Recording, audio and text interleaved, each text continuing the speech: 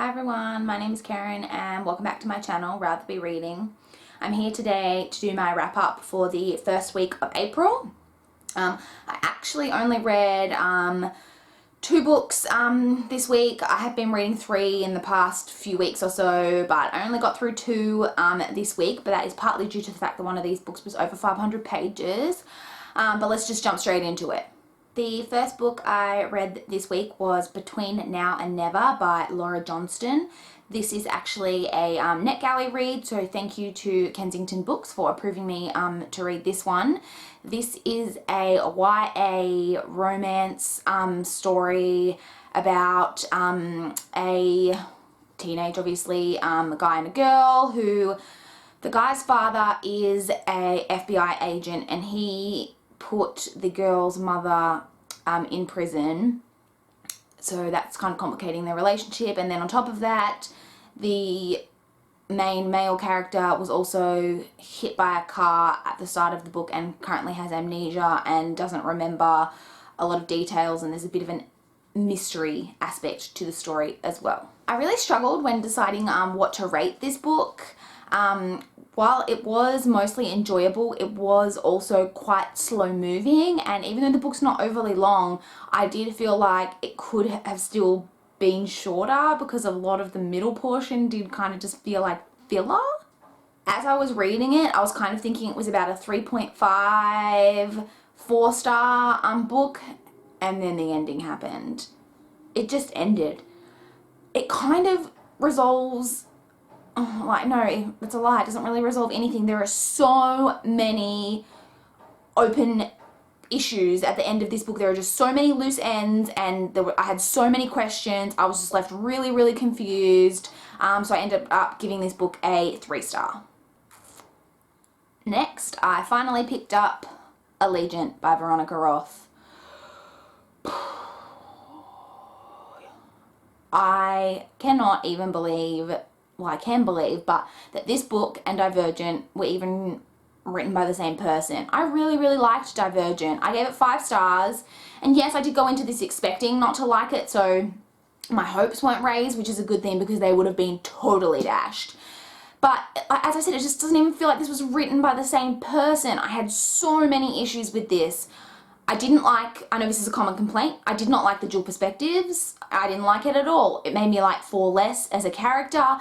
She didn't do well at creating a separate voice for Tris and 4. I was confused as to who was speaking it. Sometimes I actually found myself at times going, wait, what? And then having to like flip back and going, oh yeah, like this is 4, not Tris, or this is Tris, not 4.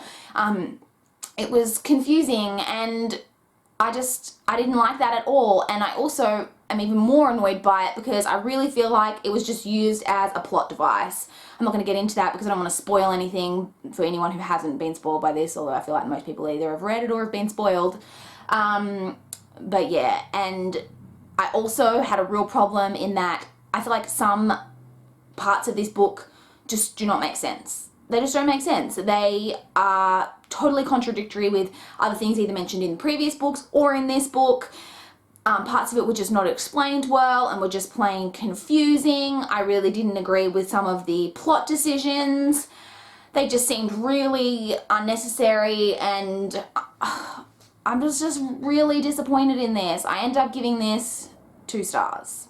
And that's really sad because, as I said, I gave Divergent 5 stars. I didn't enjoy Insurgent as much, but I did still give it 4 stars. But yeah, this is just a 2-star read for me. Now, moving on to what I am planning to read in the second week of April.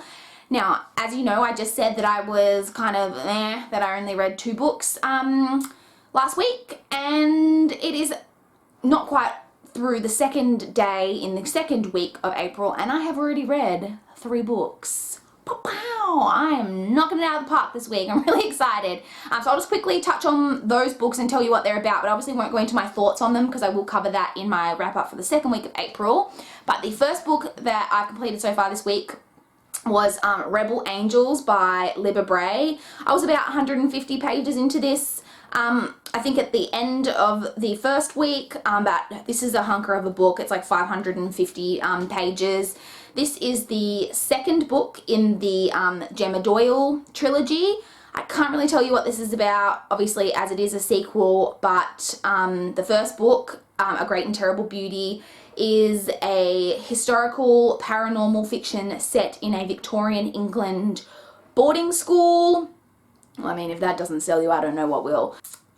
After Rebel Angels, I picked up When You Leave by Monica Ropel. This is another NetGalley read. This is a contemporary story about a guy and a girl who go to the same school, but the girl has trust issues, basically. Her father has left her, her mother's kind of an absentee parent, her closest friend had a cancer scare that, you know, was really a close call. So she has really big trust issues, but she lets this guy in and then he's murdered. So it is about her trying to solve his murder. And yeah, so I've read that one. After that, I picked up the Four collection by Veronica Roth. This is the bind up of the 4 novellas from Four's perspective. God, that is confusing to say. And also includes 3 extra scenes from the Divergent book. I was reluctant to pick this up after how much I disliked Allegiant, but the OCD in me wouldn't let me not pick this up, especially when I owned it. So yes, I've also already completed that this week. Now, I don't know how much more I'll read this week. Obviously, I'll probably read at least a couple of things, so I'll just touch on a few things that I'm planning on reading. I have recently just picked up Sloppy First by Megan McCafferty.